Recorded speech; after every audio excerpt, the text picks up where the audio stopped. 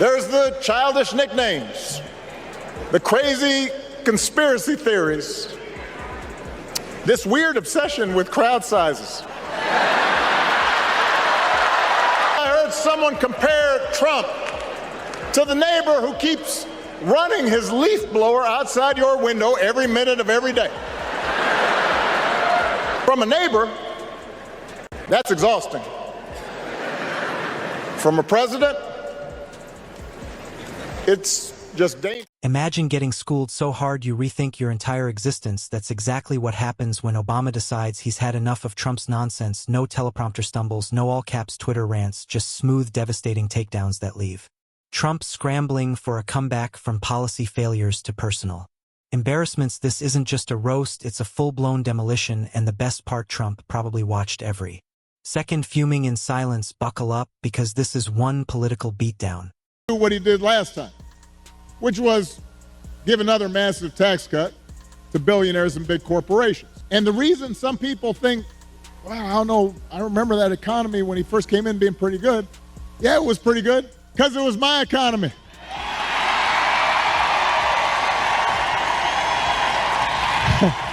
We had 75 straight months of job growth that I handed over to him. It wasn't something he did. I spent 8 years cleaning up the mess that the Republicans had left me the last time. So just in case everybody has a hazy memory, he didn't do nothing. Before we move on, smash that like button and subscribe, because you know you don't want to miss out on this one. Obama could be minding his own business, strolling on a beach, maybe debating between golf or another round of doing absolutely nothing. Meanwhile, Trump is somewhere foaming at the mouth, convinced it's a direct attack. The man's living in Obama's shadow so much he should start paying rent every time Obama so much as exhales. Trump treats it like an act of war, sprinting to Truth Social to fire off a typo-ridden meltdown, hammering his phone like it owes him money. It's like watching a retired boxer pick fights with a hologram, except the hologram is smarter, more popular, and doesn't need to remind everyone how tremendously respected it is every 5 minutes. Did you see Barack Hussein Obama last night? Take little shots. He was taking shots at your president. And so was Michelle. You know, they always say, sure, please stick to policy, don't get personal. And yet they're getting personal all night long, these people. Do I still have to stick to policy? Sir, you must stick to policy. You'll win it on the border. You'll win it with inflation. You'll win it with your great military that you built, that they gave away $85 billion worth of it. The obsession isn't just embarrassing, it's practically a full-time job at this point. If there were a leaderboard for world leaders who live rent-free in Trump's head, Obama would have bought the penthouse suite and installed a home theater by now. Trump can't go more than a few days without dragging him into the conversation. Economy's bad, Obama's fault. His rally turnout was pathetic. Obama must have done something. A fly lands on his cheeseburger. That's deep state Obama sabotage. Donald Trump wants us to think that this country is hopelessly divided between us and them, between the real Americans, who of course support him, and the outsiders who don't. And he wants you to think that you'll be richer and safer if you will just give him the power to put those other people back in their... The funniest part, Obama never even acknowledges it, not a peep, while Trump is screaming into the void. Obama is somewhere golfing, thriving, and probably laughing his ass off. It's like watching an rage text at 3 a.m.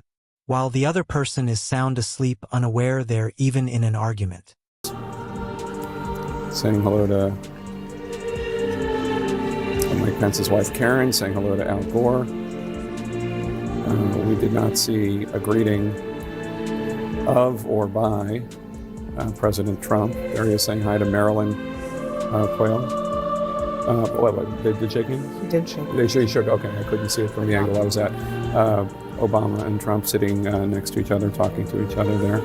But President Obama did say hello to Marilyn Quayle and former Vice President Dan Quayle. Oh, that's such an image. That is an image. It's I mean, good. you don't see it's always striking. Top, you mentioned the Carter funeral today. What were you talking to Barack Obama about? He did look very friendly, I must say. I thought you guys hated each other. I didn't realize it, how friendly it looked. I saw it on your wonderful network just a little while ago before I came in, and I said, boy, they look like two people that like each other. And we probably do. We have little different philosophies, right? But we probably do. Let's be honest, this isn't new. Trump has never recovered from the humiliation of the 2011 White House Correspondent Dinner, when Obama roasted him so hard his hair probably lost a shade of orange that night. Should have come with a trauma counselor, because ever since then, Trump has been on a person mission to rewrite history, and not just history in General Obama's history. The state of Hawaii released my official long-form birth certificate. Hopefully, this puts all doubts to rest. But just in case there are any lingering questions, tonight, I'm prepared to go a step further. Tonight, for the first time, I am releasing my official birth video.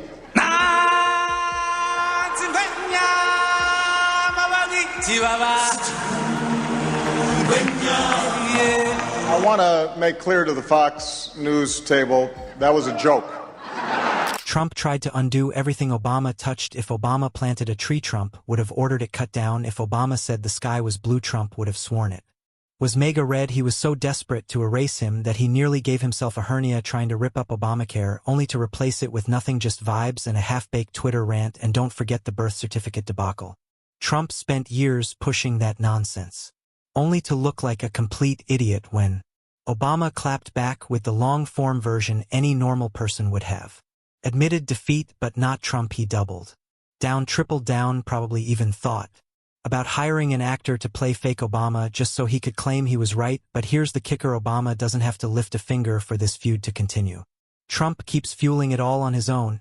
He's the only one yelling, the only one ranting, the only one still stuck in 2008, trying to convince the world that Obama is the villain in his delusional, one-sided movie. And finally, we examine the long-standing rivalry between former President Barack Obama and Donald Trump. It's believed that the 2011 White House Correspondents' Dinner created the rift between the two when President Obama roasted the president-elect. However, their beef goes back much further, when Donald Trump falsely claimed that Barack Obama was not a U.S. citizen. The two have taken numerous shots at each other since 2016, when Donald Trump first ran for president.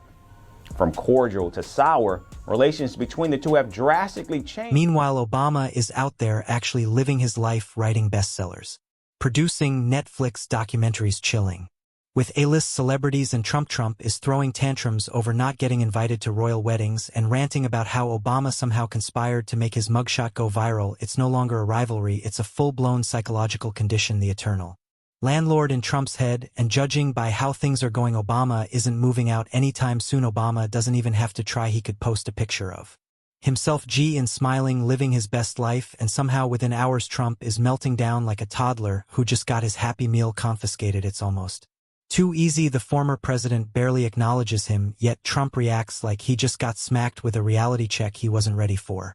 Some folks will be like, well, Donald Trump sent me a check during the pandemic. No, y'all know, because I've heard this. I know y'all, some of you heard that. Hey, let me make sure y'all understand this. Joe Biden sent you a check during the pandemic, just like I gave people relief during the Great Recession. The thing is, we didn't put our name on it because it wasn't about feeding our egos. It wasn't about advancing our politics. It was about helping people. That's the difference. Don't be giving them credit for that.